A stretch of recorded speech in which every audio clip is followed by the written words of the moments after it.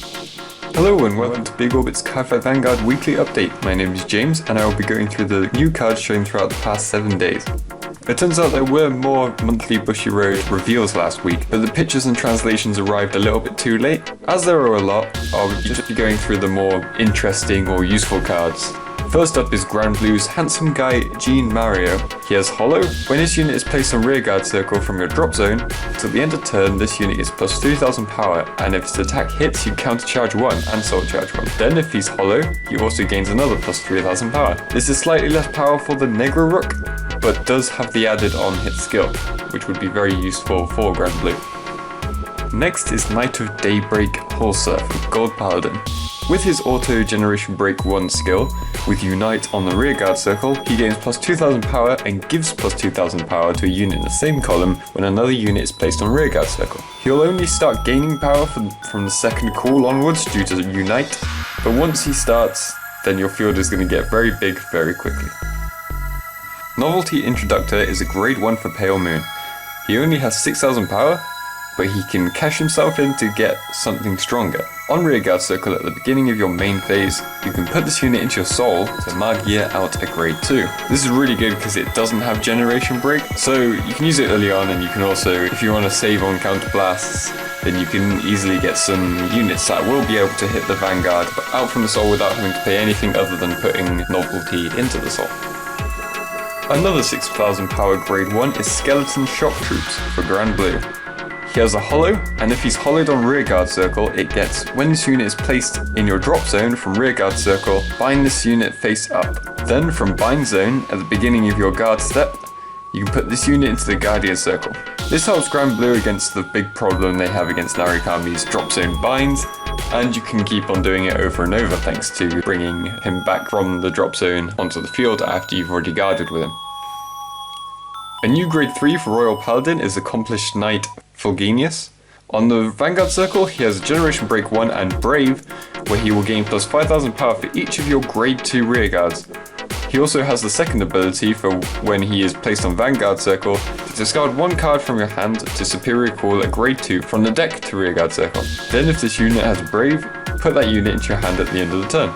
This is a great card if you miss Altmile Ride, as you can bring out a lot of power even if you fail to stride as well.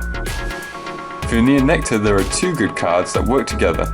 The first one is a grade 2, Sunflower Maiden Lorny. She has Bloom ability that lets you choose up to 5 units that share her name and or Summer Heat Flower Maiden Mayuka, and gives them plus 1000 power for each of your units with Bloom. Additionally to all of that, when this unit is on rearguard circle or in a deck, this card is also treated as Summer Heat Flower Maiden Mayuka. Now on to the other half of the duo, the grade 3 Summer Heat Flower Maiden Mayuka.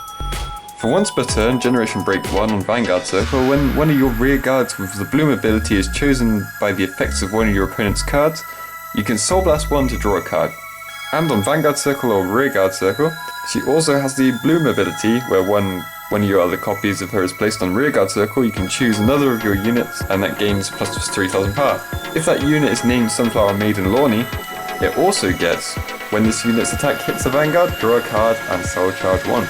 So instead of your huge power-ups just for 1 turn, these cards seem to be aiming for a longer, more consistent power-up, and Mayuka may even end up replacing Inez. Pale Moon get a powerful new stride, Carnivorous Megatrick Prana. She has a once per turn Magia Act ability where you can counterblast 1, G-Blast, and put a card from your hand into your soul to choose up to the same number of cards from your soul as face-up cards in your G-Zone and call them to separate rearguard circle. At the end of turn, if the number of face-up cards named Carnivorous Megatrick Prana in your G-Zone is 1 or less, put the cards back into your soul. If the number is 2 or more, choose any number of units called with this effect and put them into your soul. So this gives you a really nice choice, as if you're playing against control deck, you can keep them safe in your soul. Against anything else, you can have a full field most of the time. Unicycle Tumbler is a useful grade 1 for Pale Moon. With Generation Break 1, when this unit is placed on rearguard circle from your soul, this unit gains plus 2000 power. And if it's brought out due to a Magia, this unit gets auto when your unit's attack hits a Vanguard during the battle that this unit attacked or boosted. You may Soul Blast 1 to counter charge 1. Your opponent is less likely to pay attention to your back row on hit skills, so there's a good chance you could get a lot of counter charging in through this. Lastly for Pale Moon we have Nightmare Doll Claris. She has 6000 power, but when she's on rearguard circle at the beginning of your guard step that your Nightmare Doll Vanguard was attacked, you may move this unit to Guardian Circle. Then as another auto when this unit is placed into the drop zone from Guardian Circle, if you have a Nightmare Doll Vanguard, put this unit into your soul. This is great because you can easily bring it back out from the soul and easily get extra shield, very similar to the Grand Blue version. We have another stride this week. This one is for Neo Nectar, Flower Princess of Balmy Breeze Elmata.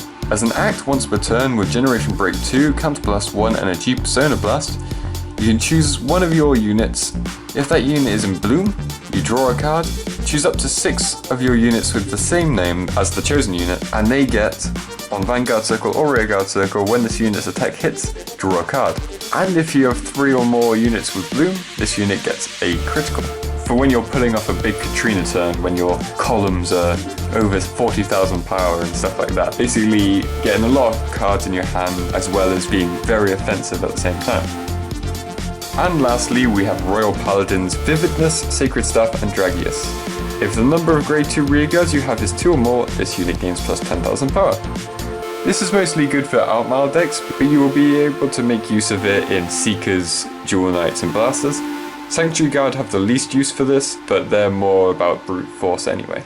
The last 2 cards of the week are both G Guardians. Flower Princess of Autumn Scenery Virna is Neo Nectar's G Guardian, and when she hits the Guardian Circle, you choose one of your rear guards and it gains plus 5000 shield for each of your other units with the same name. This could end up getting you a 40,000 shield with just 2 units, and Rain Breath Dragon can help you set up for that. Well, that is all for this week. Feel free to leave a comment on what you think about the cards if you have any questions about the ruling or anything like that. Be sure to check out next week when I'll be going through the cards shown throughout the past 7 days that week too, and I'll see you then. Bye!